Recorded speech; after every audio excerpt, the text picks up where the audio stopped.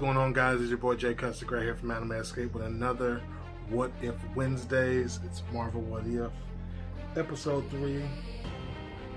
What if the world lost its mightiest heroes? And this one, I was not expecting it to get this dark. I'm not gonna lie, I was not expecting it to get this dark this fast. It's only Episode 3. But pretty much I'm gonna start off with a non-spoiler review. And then I'm gonna jump into the spoilers. You're gonna get your alert across the screen. Let's get into it. Wow. So this episode is dark. I mean, it's dark. It's not dark as in like you see body parts or evisceration or but it's dark. This episode is dark. It took a left turn, and I was not expecting it to take a left turn. But oh man, like if this were to actually happen in the MCU, I would lose my mind. Like I would just be like, I'm done with Marvel. Like I would literally be like, I'm done with Marvel. I can't do anything. I'm done. I'm switching to DC. That would literally be me. That would be me all the way around, because this is just ridiculous. Oh my gosh, this is just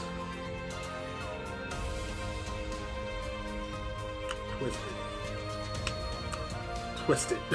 So I'm about to talk about non-spoiler. I want to talk to this. I want to talk about this. I want to vent. So the spoiler-free alert is about to come up. Be wary about if you stay. You're about to hear everything else. You're on your own. 3, 2, 1. Okay, this shit here, my guy. Okay, so episode starts off with obviously the Watcher reviewing how things panned out pretty much with Nick Fury's plan of starting the Avengers. Then it cuts to Nick Fury and Natasha Romanoff in a car. Love the fact that Samuel Jackson is voicing Nick Fury. Beautiful. Even though I already knew, but it's just the fact he got damn near a whole episode. So they're talking about Tony Stark. They pull up on Tony Stark, like in Iron Man 2. He's sitting in a giant donut eating donuts.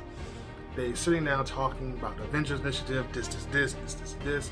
And everything plays out the same way, except when Natasha injects him with a serum, he dies. Like he immediately dies. Like fall over and die. And I'm like, they're like, what the hell is going on? Why is this happening? So cuts to Nick Fury talking to Coulson, and Coulson's reviewing the Thor, pretty much the Thor hammer, because like all the moves pretty much lined up together anyway. So Nick Fury was talking to Coulson, and Coulson was talking about the hammer and how people are, locals are getting skeptic and trying to lift it and everything. He tells him, set up a perimeter, do what you gotta do, just keep him out. Next thing you know, Natasha's coming out, and you see Crossbones, even though I can't remember his name besides Crossbones, but we know he's Crossbones, because it's the voice of my saying that. So they're taking Natasha to, I forgot his name too. But they said in the episode, pretty much they're gonna question her on why she killed Tony Stark. So Fury's like, give me a minute. He's talking to Natasha. He's like, hey, I know you didn't do it. My hands are tied, but I want you to look at me. Pretty much saying, break out, do what you got to do, go about your business. So yeah, she breaks out, goes about business, and she escapes. So then Fury goes to New Mexico to be there with Thor's hammer, because originally he wasn't there. So he's talking to Coulson and everything like that. Well, not Coulson, Clint. He's talking to Clint.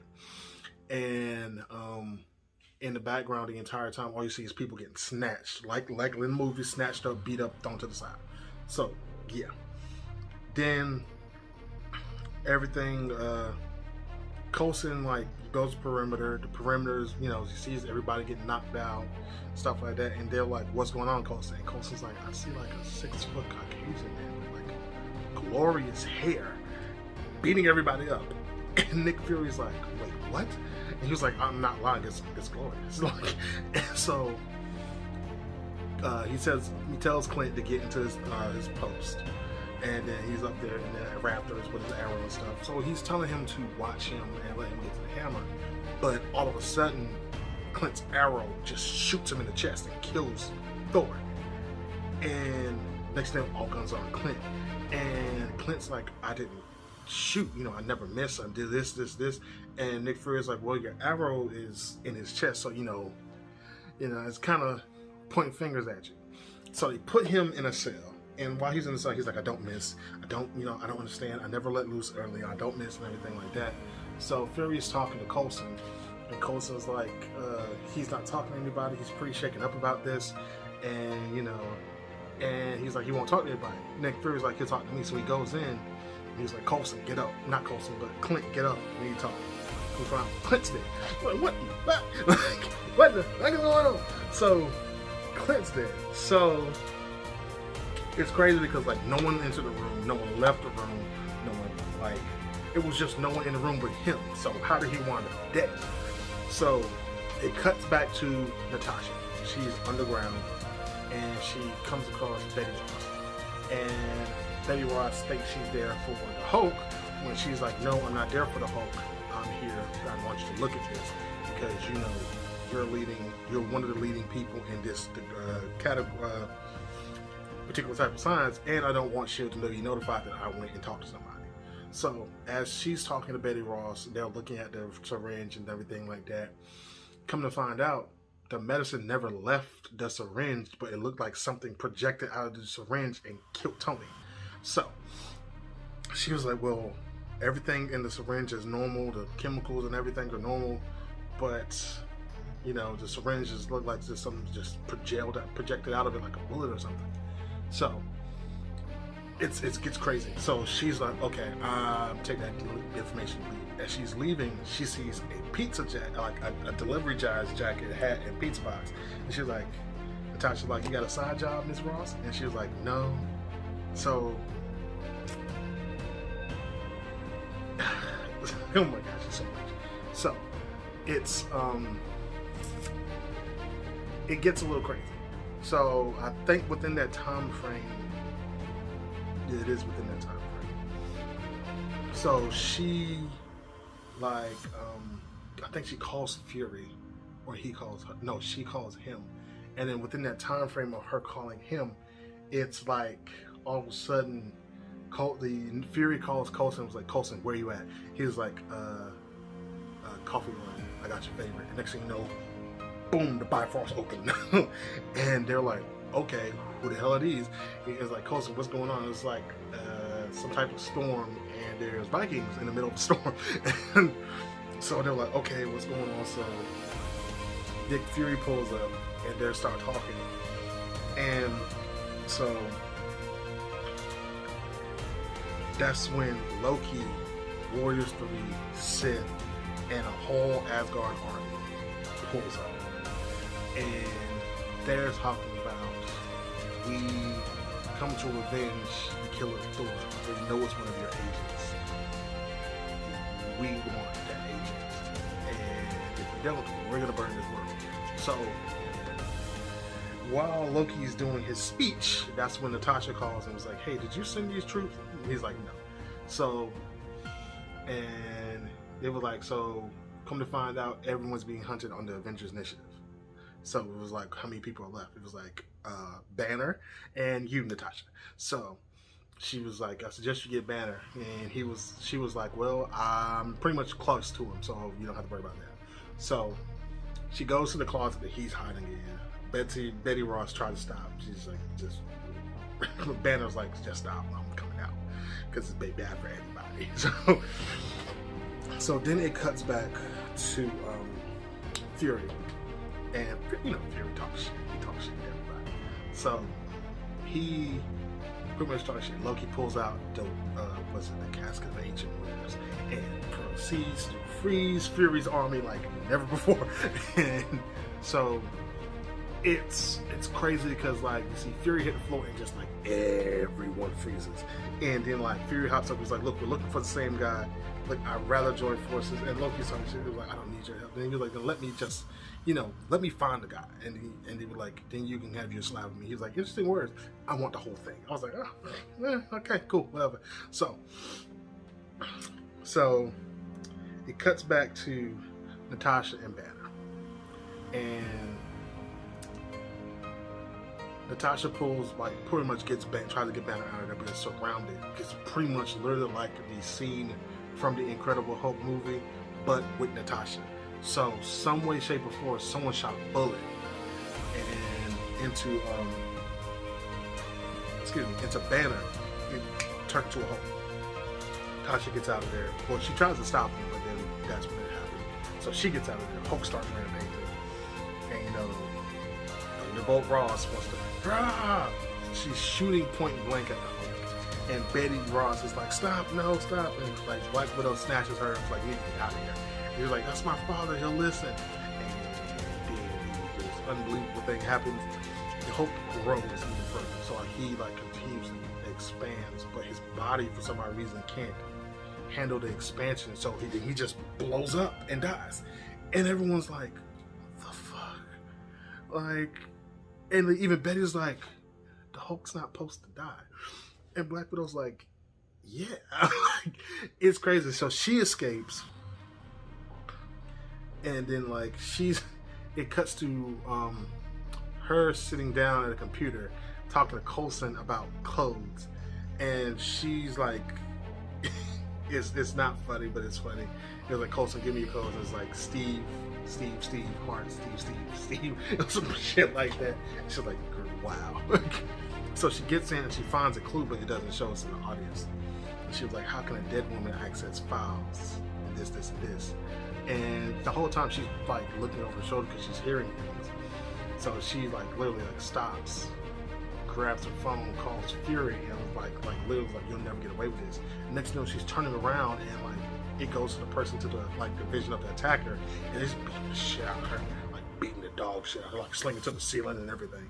And she before she gets killed, and she's like, "Fury is all about hope. It's all about hope." And then it drags off. Cuts to Fury. He's sitting in the same diner, and he's listening to the voicemail. And he's just replaying it and replaying it and replaying it. And Coulson's like, normally I don't recognize. I forgot what he said. Something about working with the gods or something like that. And Nick realizes something, and then Coulson points something out. He's like, "There's one more Avenger, you." And he was like, "No, there's one more Avenger." And then Nick gets up and goes to his car and pulls out the Captain Marvel beeper. And he was like, "Is that a beeper?" Coulson was like, "Is that a beeper from the 1990s?" He's like, "Yeah." And he's like, Nick Fury realizes exactly what's going on. So then he drives to the edge where the destroyer armor is, and he was like, "I need to talk to the boss." So then Nick Fury, it cuts to Nick Fury at Hope Van Dyne's gravesite. And next thing you know, he's like, "It's about time you showed up." Come to find out, it was fucking Hank Pym killing everybody. And it's insane because it shows he's literally the only one that could have pulled it off almost perfectly with no evidence. So he killed Tony by shooting himself through the injector, killing him.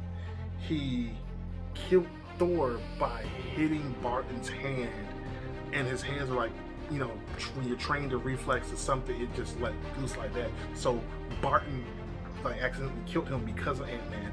Ant-Man jumped into Barton, killed him. He went into Banner. That shot that he heard was actually him shooting himself through the window, shooting himself through Banner's skin, getting to his heart, using a growth disc to enlarging his heart to it enlarged to the point where it exploded. He beat up Natasha to death. And I'm like, what the fuck? All because Hope died as a SHIELD agent. And he blamed Nick Fury. And Nick was like, she was an agent. They know what their roles are. Like, not that we hope they die, but if they die in the line of duty, they die in the line of duty. That's what they expect. And then it's interesting. So he pretty much gets him to confess to killing everybody. So they get into a fight, and it's not even Ant-Man. It's technically Yellow Jacket because he has the Yellow Jacket armor on. So he's like fighting Fury, but he was like, "You're pretty spry for a old dude." And next thing you know, Fury starts magically, appearing multiple times everywhere. And so Hank Pym tries to escape. He gets frozen into like a spike of ice and then crash down. Come to find out, it was Loki he was fighting, and Nick Fury was off in the distance. So come to find out, they took Loki, and they took Hank Pym, and before they took Hank Pym, Fury was like, "We honor everybody. The Shield is not just, some organization. We honor and we believe in everyone that we have." And so Hank Pym's like, honor him, honor hope. So here's the crazy part. So at the end, close to the end, like right after they take off Hank, Loki's like, "You know what? We should kill a partnership. I think I might stay on your Earth for a while." And Fury's like, "How long?" So it cuts to Friday, and then Loki has pretty much taken over. I think he's taken over the White House in the United Kingdoms or something like that. So then it cuts to Fury, and it shows like literally every single Avenger dead. And this whole entire time, I'm like wondering, like, where's Captain America? So come to find out, at this particular point in time, Cap was never dug up at all. So it cuts to after Nick Fury does his little speech over the bodies, it cuts to him going to that plane crash, finding Cap's shield, and he was like, "Welcome back, Cap." And then you look over his shoulder and it's Captain Marvel. And then it ends like that. I'm like, what the fuck? But it was still a crazy episode. Like, I wasn't expecting that episode to hit like that. I was like, damn, this shit dark. This nigga killed off everybody. This old ass man in the Ant-Man suit and killed off everybody. And I was like, damn. But yeah, this was dark.